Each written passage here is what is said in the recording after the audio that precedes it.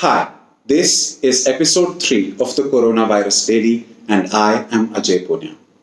As we grapple with staying home, a reminder we do not have control over everything that happens in our lives, but we do have control over how we choose to respond. As the coronavirus forces us to socially distance, life may seem shallow. Some may think of it more like survival than living. While people are struggling with economics, we're also struggling with emotions. There's been a lot of crime, and it is okay to cry. There's been a lot of fear, and it is okay to be scared. But it is also okay to believe, to hope for a better future. It is going to be okay in the end, and if it is not okay, it is not the end. The date today is 25th March, Wednesday. First, the uncertain. So, after a few states here and there, the whole of India is now in a blockade for 21 days, with just a 4-hour warning, as opposed to South Africa that goes in lockdown tomorrow. Unfortunately, there was a serious run on essential supply store last night, because missing in the PM's speech was the fact that essential services will remain open. But is lockdown good news? Maybe, because ideas come dime a dozen. It's the implementation that counts. There have been cases all over of law enforcement officials' high-handedness. The lockdown, although it came with a fair bit of delay and ignoring what Brazilian and Mexican premiers think as of today, it was necessary.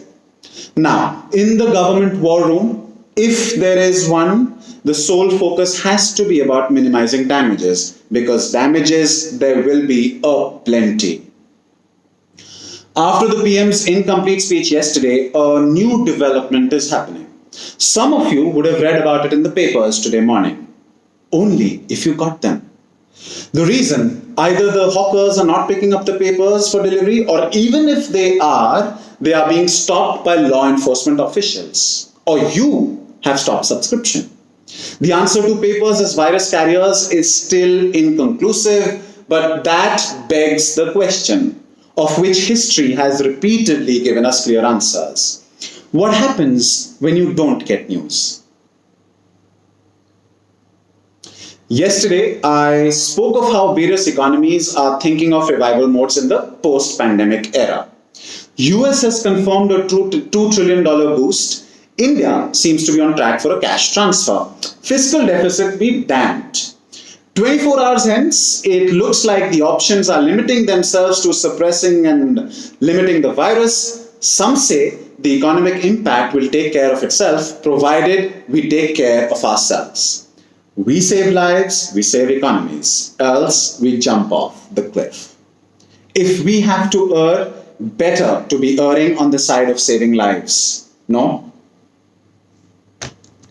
And now for the good, the bad, and the ugly.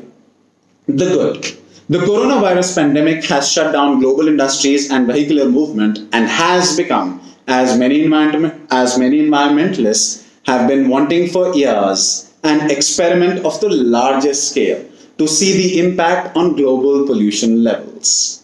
And there is good news. Pollution levels are significantly lower than last year. Thus, there could be some health benefits of this to people prone to respiratory illnesses like asthma. Although, bad news. They will be unlikely to offset loss of life from the very disease that all of us are fighting. And now, here's a question that raises hope for a better future. Can blood from coronavirus survivors treat the newly ill? This is a solution used to fight off flu and measles outbreak, and even SARS and Ebola.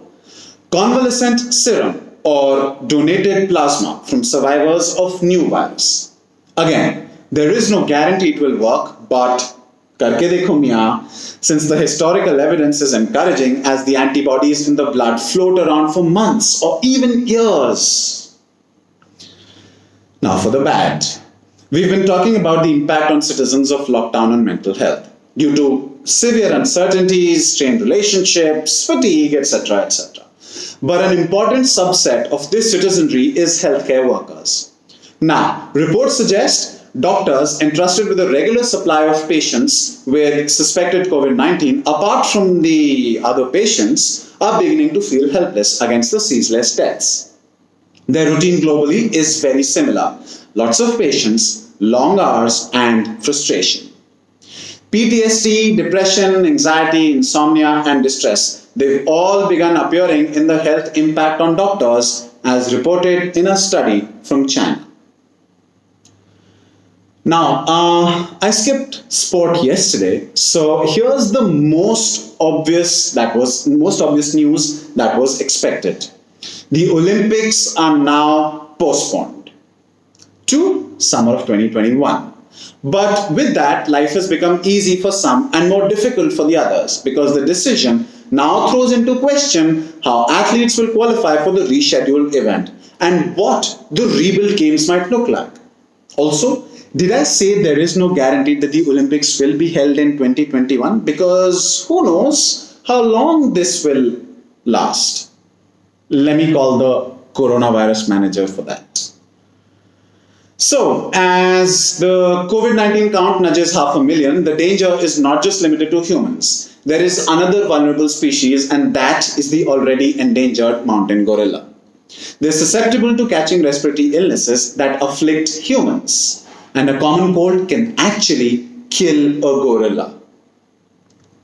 And now, the ugly. If your anxiety got triggered listening to the bad, I would request you to avoid listening anymore. Okay, so now that you're still here. First, the heartbreaking numbers. We have reached 440,675 coronavirus positive cases across the world. 19,756 people have died and 112,036 people have recovered, while India has 606 positive cases and 10 deaths. In some unintended consequence news, Malaysia has been on a lockdown since March 18, and Malaysia has over 60% global market share in glove making. So you can well ascertain where I'm headed, but I'll just put it on record. With backward and forward linkages taking a hit as healthcare professionals continue to struggle with PPEs, gloves is one requirement that may literally bring to halt this global fight against the virus.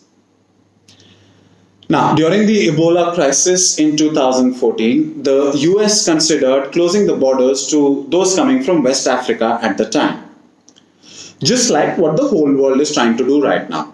But scientists strongly advised against it as it would likely make the outbreak worse.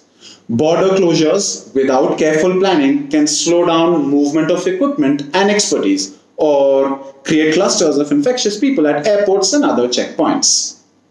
Closures also give the illusion of resolute action without changing the reality on the ground.